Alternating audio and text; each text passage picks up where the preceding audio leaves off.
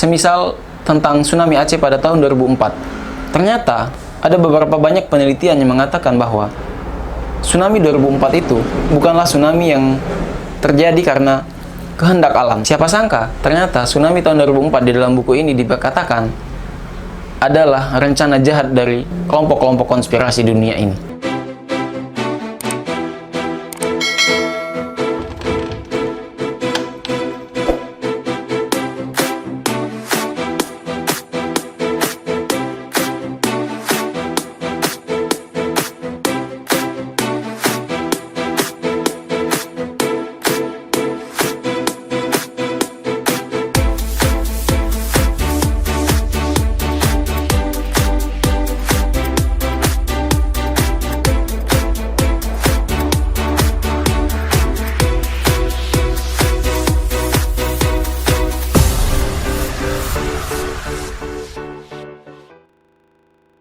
Assalamualaikum warahmatullahi wabarakatuh.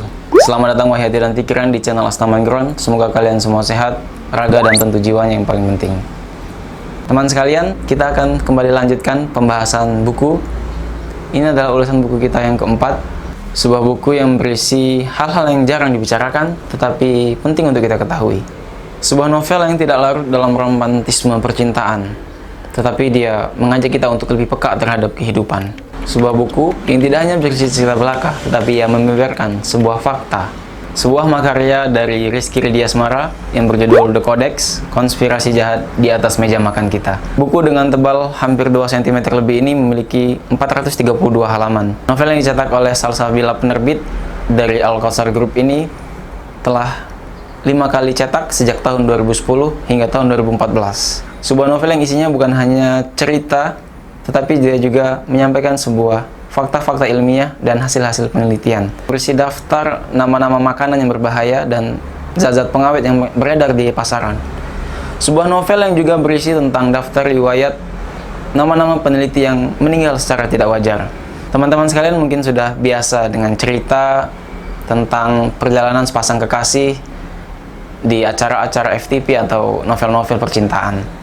Nah, tetapi bagaimana dengan perjalanan sepasang mantan suami istri yang telah 5 tahun pisah ranjang?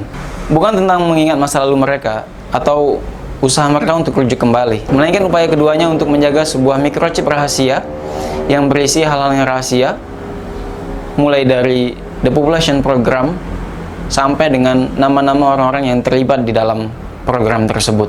Dengan latar tempat beberapa kota di Italia, buku yang telah 5 kali cetak sejak tahun 2010 ini mengupas berbagai konspirasi jahat di dunia, khususnya dalam bidang kesehatan.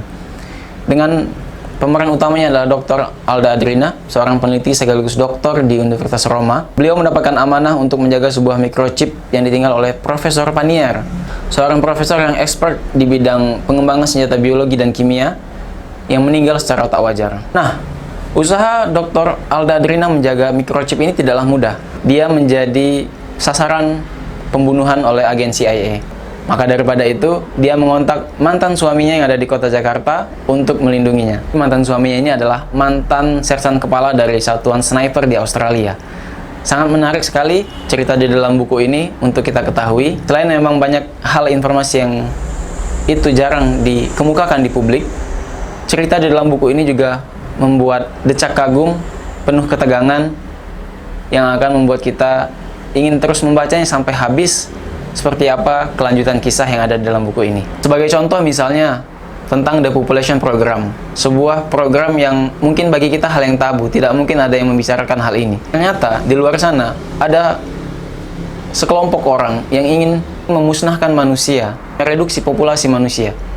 Dari tahun 2009 lalu diketahui jumlah manusia itu ada 6 miliar lebih, dan dengan berbagai macam program yang akan mereka lakukan, program ini bertujuan mencapai jumlah manusia sebanyak 500 juta.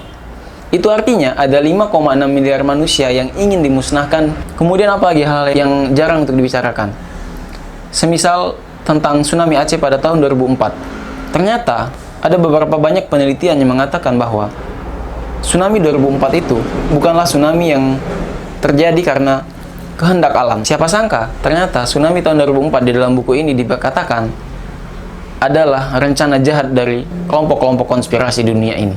Dalam buku ini diceritakan bahwasanya The Population Program itu ada dua hal yang menjadi cara untuk mengurangi manusia itu sendiri di atas muka bumi ini. Inlet dan outlet. Pertama, batasin jumlah manusia yang akan lahir di muka bumi ini. Dan yang kedua, perbanyak manusia yang meninggal di muka bumi ini. Outlet. Kenapa? Karena memang ketika kita terlalu fokus pada outlet, terlalu fokus pada mengurangi jumlah manusia, tetapi ternyata inletnya, manusia yang lahir di muka bumi ini juga banyak, maka itu tidak akan terlalu berpengaruh pada pengurangan manusia. Maka dalam buku ini dijelaskan, The Population Program setidaknya memiliki dua metode besar. Yang pertama adalah program untuk membatasi orang-orang yang lahir di muka bumi ini. Salah satu program itu adalah keluarga berencana yang aktif digaungkan di Indonesia. Jumlah muslim terbesar di dunia. Ketika jumlah kelahiran banyak di muka bumi ini, terkhusus di bumi Indonesia, maka jumlah muslim itu akan terus bertambah banyak, dan itu akan menjadi ancaman bagi kaum konspirasi. Dan yang kedua adalah mengurangi jumlah manusia dengan berbagai macam metode, mulai dari bencana alam yang dibuat-buat, vaksinasi, senjata biologi dan kimia, berbagai macam makanan yang itu membahayakan, termasuk juga bahan-bahan pengawet yang beredar di sekeliling meja makan kita. Itulah program-program yang dibicarakan di dalam buku ini, di dalam novel ini, dan itu sangat banyak sekali dan tentu tidak bisa saya sampaikan semua dalam video yang singkat ini. Baik teman-teman sekalian, seperti itu kurang lebih yang ada di dalam buku ini. Kita akan masuk pada kelebihan dan kekurangan dari buku ini. Kelebihan yang pertama dari buku ini adalah buku ini ditulis dengan sangat detail sekali. Saking detailnya kita bisa membayangkan kota-kota yang ada di Italia. Bagaimana keindahan kota Venesia yang dikenal dengan kota air, karena begitu banyak pulau-pulau di sana, dengan gondola atau perahu-perahu yang ada di sana. Kemudian kita juga bisa membayangkan manisnya, harumnya kopi atau cappuccino yang ada di Italia. Banyak hal-hal yang sangat detail digambarkan oleh penulis. Apalagi mengenai atraksi-atraksi, baku tembak, sniper, itu sangat detail sekali. Bahkan sampai dengan saking detailnya dia juga memberitahu merek jenis senjata yang dipakai oleh pemeran utama. Nah, jadi memang novel ini sangat detail sekali dan sangat memanjakan kita untuk berimajinasi lebih luas. Kelebihan yang kedua adalah novel ini mempunyai catatan kaki dan sumber yang kompatibel.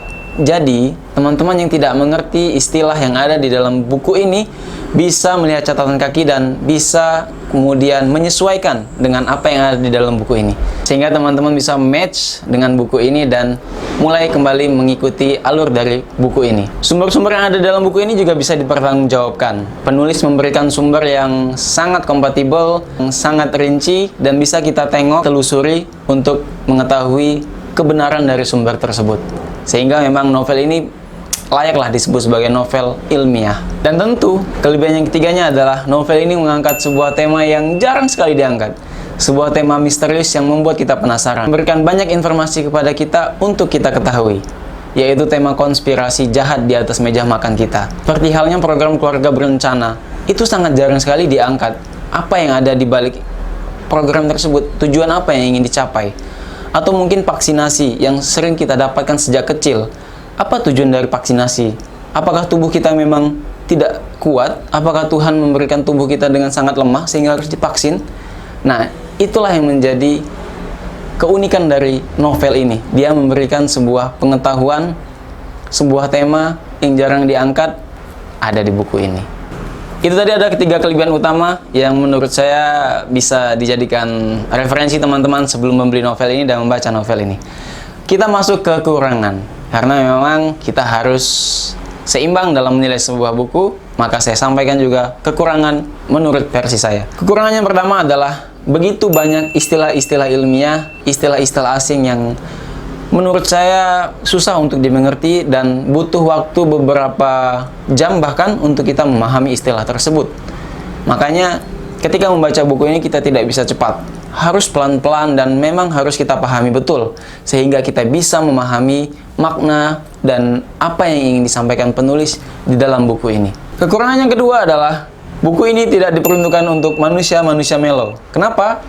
Karena memang buku ini sangat atraktif sekali, memberikan decak kagum. Banyak peristiwa-peristiwa yang menyesakkan dada, banyak peristiwa-peristiwa yang tidak masuk ke dalam logika, dan jangan harap ada romantisme berlebihan di dalam buku ini. Kekurangan yang ketiga, penyajian informasi dari buku ini sangat banyak sekali. Karena saking banyaknya, kita jadi harus membaca berulang terus agar kita ingat tentang informasi yang kita dapat. Walaupun saya tidak memungkiri bahwasanya banyak informasi yang disampaikan dalam buku ini tetap menyajikan informasi yang detail, informasi yang substantif, tidak melenceng dari hal-hal utama yang ingin ia tuju, yaitu tentang memberitahu kita bahwasanya di dunia ini ada kelompok yang ingin mengurangi jumlah populasi manusia itu sendiri. Sekian dari saya tentang buku The Codex, Konspirasi Jahat di Atas Meja Makan Kita. Semoga teman-teman penasaran untuk membeli buku ini dan membaca buku ini sebagai pengetahuan teman-teman tentang tema yang jarang sekali dibicarakan, tetapi itu bisa saja memang terjadi karena memang sudah banyak penelitian-penelitian dan sudah banyak buktinya. Dan termasuk juga list dalam buku ini daftar-daftar dokter, daftar-daftar peneliti yang meninggal secara tidak wajar setelah membeberkan fakta. Kita berjumpa lagi di buku-buku selanjutnya. Tetap di channel Astaman Ground dan dukung selalu channel ini, subscribe, like, komen, dan share. Terima kasih. Assalamualaikum warahmatullahi wabarakatuh.